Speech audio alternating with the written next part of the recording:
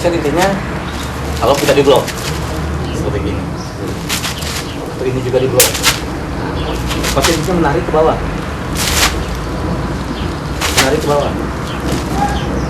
jadi kalau saya tangkis narik ke bawah, atau tidak ditangkap menjauh konsep.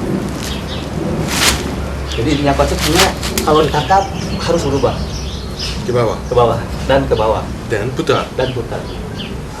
atau kalau misalnya saya menyerang hanya dihindarkan, hanya menghindar, nah hanya begitu, itu seperti siap untuk Tangkis. tangkis. Jadi seperti juga sama konsep seperti ikut, kalau menghindar itu mukul,